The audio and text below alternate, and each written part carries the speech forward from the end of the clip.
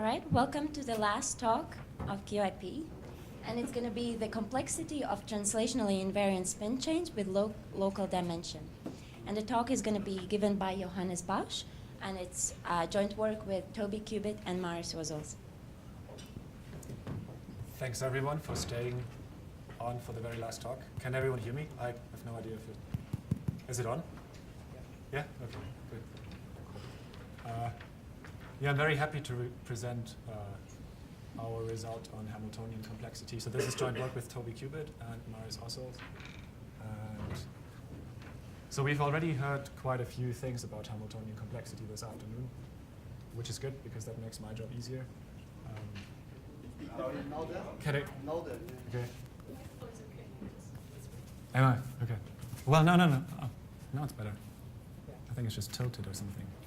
Okay, cool. Now I can hear me. That's good. Okay, so I'm very happy to present our result on Hamiltonian complexity here at QIP. It's a very great opportunity. This is joint work with Toby and Maris, and it's a result on Hamiltonian complexity. It's the local Hamiltonian problem, which we've already heard a few times now. And as usual with these problems, when they're around for a while, there are a lot of incremental results. And so there's a lot of improvements, and the titles get more and more complex.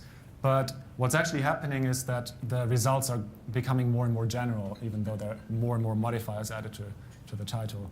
And in a sense, the ultimate goal of Hamiltonian complexity is to translate results from computer science to make statements about properties of physical systems. And we obviously want physical systems that we can, in principle at least, see in a lab environment.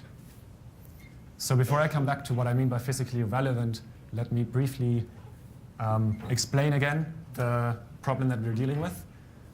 So imagine you have a physical system which is described by a Hamiltonian operator. And you're a happy physicist, and you want to decide whether the lowest energy eigenvalue is below some alpha or above some beta. And we've already heard that this problem is QMA hard. The first such proof was by Kittife in 1999, and it's based on an idea by Feynman. The idea is basically to encode a QMA hard computation into the ground state of a Hamiltonian. And if the answer to this QMA hard problem is yes, then the eigenvalue is below alpha, and if it's no, then it's above beta. And the precise result they found was that this local Hamiltonian problem for interactions between 5 local interactions between qubits, but on an arbitrary interaction graph, is QMA hard. What do I mean by arbitrary interaction graph? So imagine you have a block full of qubits, and the interactions are in no sense like geometrically local, but you can have long-range interactions all throughout the cube. So this is in some sense very unphysical. Also, the interactions that they considered were arbitrary, so there is no notion of translational invariance. In 2006, this result was improved to 2 local interactions by Kempe, Kittife, and Regev. Still arbitrary interactions. And 2 years later by Oliveira Terhal, where the interaction graph was now improved to be 2D planar. So this slowly starts to look more like a physical system we might find in the real world. 1 year later, the interaction graph finally got improved to a line. So line graph, imagine spin chains. And this came at a trade-off, namely that we are not dealing with qubits anymore, but with spins of local dimension 12. And at the same time, Gottesman and Irani proved their very big result, namely that the local Hamiltonian problem for spins on a line with translationally invariant interactions is QMA X hard. The problem with that construction is that their spin dimension is unphysically huge, on the order of like 10 to the 5, I think. So this is where we come in. We were wondering if this is something intrinsic to this problem. So whether you have to have an either very complicated graph or a very high dimensional local spin state. But that's not the case. So our result is that the local Hamiltonian problem for spins on a line with translationally invariant interactions. For spins of dimension 41 is QMA exp hard. Now, 41 doesn't sound that good. Like, no one in a lab has a spin 20 system. But the ideas that we developed are more interesting. So this result should be taken with a bit of caution. I think this doesn't work anymore. Yeah, so this dimension throughout our construction fluctuated a lot. So we started out with like 100 and it got down to 14, which is obviously wrong. And then we got back up. I think right before the conference it was 42, but I got rid of one. Makes it more believable. Okay. The distinction that I want to make here, which is a very, very confusing point that everyone stumbles across at one point if you're working in this field, is the interactions in the top 4 results were not translationally invariant. So it's very easy to encode an input in the interactions. Just imagine you can have a projector on 1 or a projector on 0 on a spin chain, and that gives you your input. This can't be done with translationally invariant interactions, obviously. And this is a technical distinction. So if you're not that interested in the technical details, then please phase out for like 2 minutes. So this has to do with the scaling of the promise gap. This problem has 2 thresholds, alpha and beta. And we allow this threshold to shrink inverse polynomially with the system size. And now if we consider our spin chain, we have translationally invariant interactions, so no parameter there to be tuned. The only input to our problem is the length of this chain, n. And the amount of information we can encode in this problem description is obviously log n, of size log n. So if we try to prove QMA hardness for this problem, we usually do this by embedding a QMA verifier circuit, which is a BQP circuit, into the ground state of this Hamiltonian. And BQP circuits run in polytime in the input size. So in this case, poly log n. And one thing which I'll not explain in detail is that all of these constructions use something what is called a history state construction, so that the gap in the Hamiltonian is inverse in the runtime of this computation. So in this case, 1 over poly log n. But that's too big, because we want to consider Hamiltonians where the gap shrinks inverse polynomially and not inverse poly logarithmically. Okay? So on the other hand, if we use QMA exp, the verifier circuit is a BQ exp circuit, which can run in exp time in the input size, and then we get the right scaling. Okay. A very brief overview over our construction and the new ideas we introduce. We have 3 pillars. The first one is the computational model that we improved. We invented something called a quantum ring machine. So why did we do this? If you want to encode computation in a Hamiltonian in a translationally invariant way and with low local dimension, there's a trade-off. So if you use Turing machines, you need a lot of internal states. Like universal Turing machines have a lot of internal states, and they're very difficult to write out explicitly. On the other hand, a circuit model is very nice because locally the action of a circuit is very, very trivial. But this is very hard to do in a translationally invariant way. So we invent a new computational model which kind of combines the advantages of these 2 and is in a sense more uniform than both of them. And then we invent a language in which to write out this quantum ring machine as a Hamiltonian. And last but not least, because we allow for a lot of branching in our computation, we need new tools to analyze the spectrum of this resulting Hamiltonian. Okay, let me briefly explain this new computational model, the quantum ring machine. That's what it is. It's a ring of spins, and you have one fixed unitary S. So the spins are qubits, dimension not specified, but the unitary is fixed. And the action, or like the evolution of this computational model, is that you'd simply apply this fixed unitary cyclically on 2 neighboring spins. And if you want to do computation with it, you just configure the system in an initial starting configuration, something, and you let it run. And then eventually it will reach a final configuration, and then you stop the computation and you read out the answer. So the model is very simple. And it's probably a good way to think about this is a Turing machine that always goes in one direction. That makes it very easy to analyze, and also something like runtime is defined similar to Turing machines. So you have like polytime and exp time terminating quantum ring machines.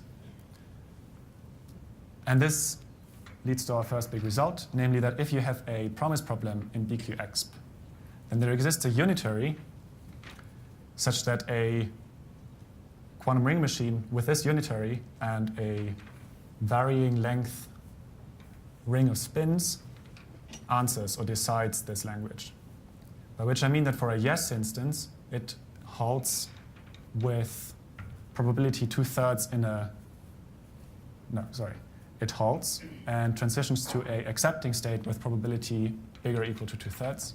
And for no instances, it goes into a rejecting state with probability bigger than 2/3.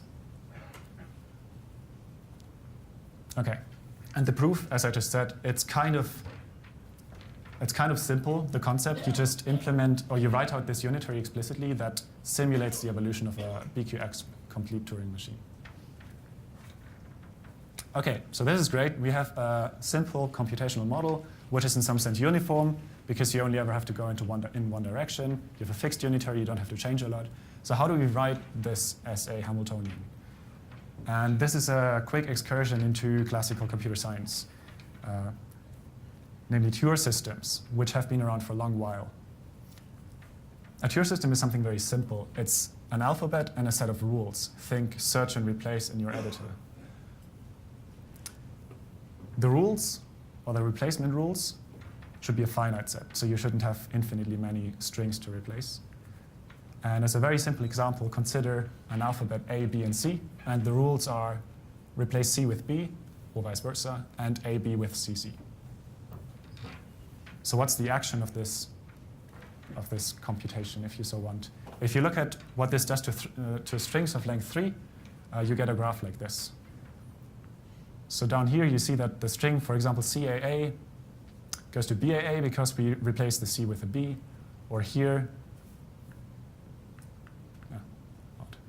sometimes this doesn't work. Anyway, so there are points where the replacement rules are not unique, and then you just execute both of them, which is why the graph is branching. And if you think of these strings as representing spins on a chain, where every spin is like in an alphabet letter, you can see how this can be used to encode computation in this way. But we need quantum computation, obviously. So we took this old model and made it quantum. So you take it to your system, and you split up the alphabet into classical and into quantum characters. And we require that these rules, the replacement rules, leave the number of quantum and classical symbols intact. So what I mean by this is that every string has a certain number of quantum rules, say 5. Then every rule that applies to this string should result in a string with also 5 quantum symbols. Okay. Now for every such rule, we also add a unitary operator that is acting on as many copies of a Hilbert space as there are quantum symbols on the string. Now this sounds a bit involved, but I'll give you, again, a very simple example. So the alphabet now is dash, star, and this vertical bar. And the only quantum symbol is the star. As a Hilbert space, we consider qubits, so just C2. And the only replacement rule is move this star to the right through dashes and replace a 0 with a 1 and a 1 with a 0. So just flip the spin of the qubit. So if you start out with a string that is a star and n dashes, and then this vertical bar, what happens is that you begin to move the star to the right? And every time you do this, to the underlying Hilbert space, you apply the unitary, which is basically just this bit flip, Pauli X. Okay, and you do this n times. So if you start out with the spin in state 1, you end up in spin state 1 if n is even, and otherwise 0. Okay? So what does this program, if you so want, do? It decides whether n is even or odd. So obviously this is a very, I'm sweeping a lot of details under the rug here. To make this a proper computational model, you have to prove a lot of things, but I'll just give you the idea. So what we're doing with this quantum Turing system is we take a quantum ring machine and write it like it's in a programming language, in an assembly language, as a quantum Turing system. Okay? And we call it Turing's wheelbarrow, mostly because we thought the name is cool.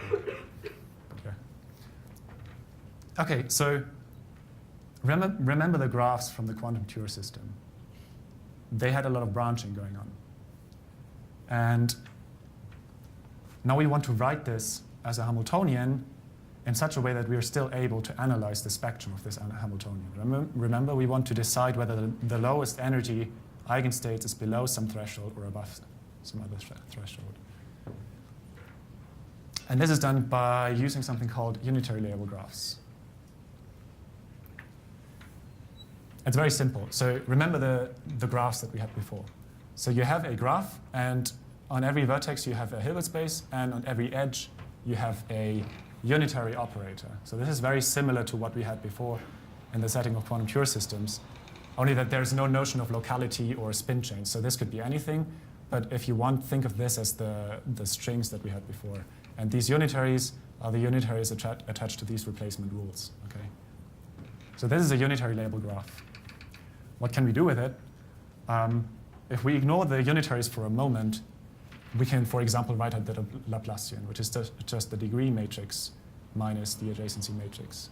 So if you write this in bracket notation, you basically get, for every edge A, B in the list of edges, you write A minus B, and then the Hermitian conjugate of this. And what this does is, if you calculate the lowest eigenvector of this matrix, you just get a uniform superposition over all vertices in the graph. So now if you have your quantum Turing system, and you have a graph which contains the computation you want, you can see that this is in the ground state, it will contain the evolution of this computation in a uniform superposition. So obviously this is the classical graph Laplacian, nothing new. And if you want to add in the unitaries on the edges, the only addition is that you tensor on a Hilbert space. So this should be a sum over a basis of this Hilbert space. And whenever you transition from A to B, you also apply the corresponding unitary on this edge. Okay?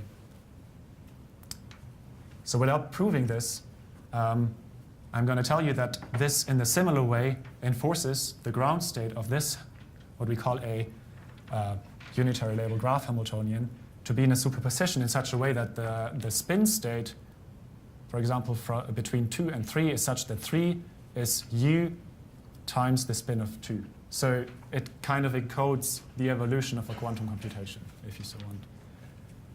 Okay, so but this Hamiltonian is difficult to analyze in general. So we added one more ingredient.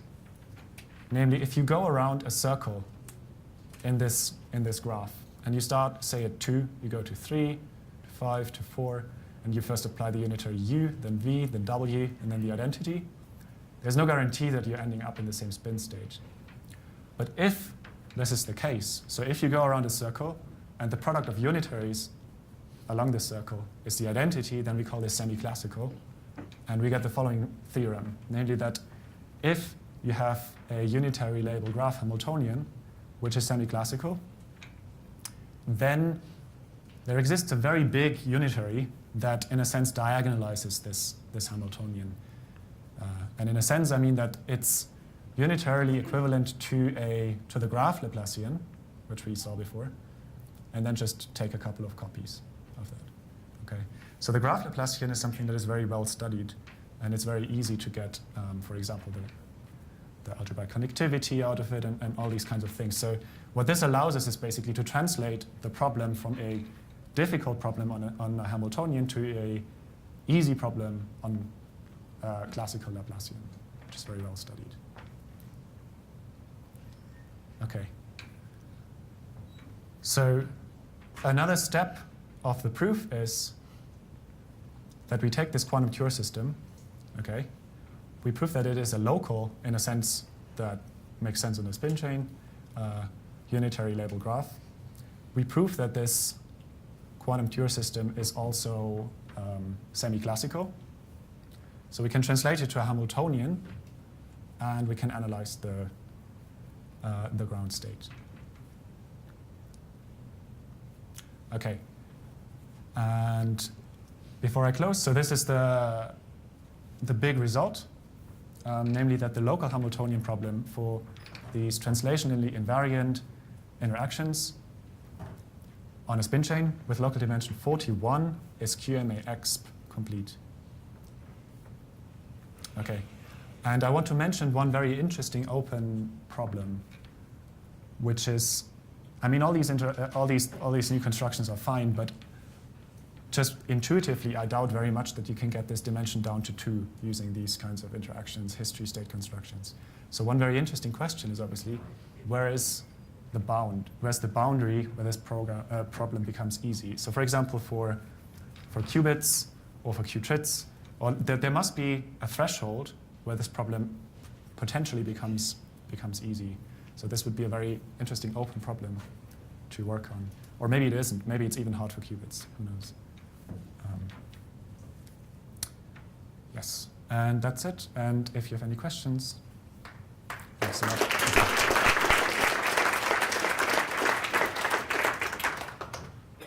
Oh yeah, I want to mention that the paper should be out by the end of the month.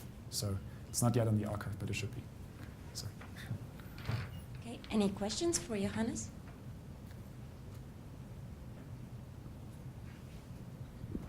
I guess I didn't really understand from your slides how you encode the verifier circuit in this, and there can be very many verifier circuits of very complex. I didn't see how that was coming from the translationally invariant operator and maybe just the dimension, the size of the ring getting bigger and bigger. Is it somehow encoded in this 2 system or something like that? Yeah, that's a very good question. So I skipped this because the explicit construction is really involved, and it takes very long to explain. But the idea is basically that if you have this ring, okay? And we know that for a BQX promise problem, which is basically a QMX verified circuit, you can find a quantum ring machines which transitions into such a accepting or rejecting state, okay, in X time. So what we do is we take these quantum Ture systems and write out this unitary explicitly. So we translate the spin chain, the length of the spin chain, into a binary string representing a circuit which approximates this unitary. Okay, and then we let this quantum ring machine run and do its job. There are a couple of subtleties. So, for example, you need to make sure that there are ancillars that are constrained, and the output of the computation has to be constrained. And at the same time, you have to have a unconstrained verifier, unconstrained witness. Okay, and yeah, that's basically it. So we write out this unitary explicitly from the length of the chain. Any other questions? Okay, I have one question. So, Okay. So there are no simulation results, let's say for qubits. You mean trying to actually find the ground state for explicit? I mean, like your number is 41, right? Yeah. You were saying you don't know where the right thing is. Yeah. But there are no kind of. I don't think so. No. Okay. All right. Thank you. So let's thank Johannes and other speakers of QIP.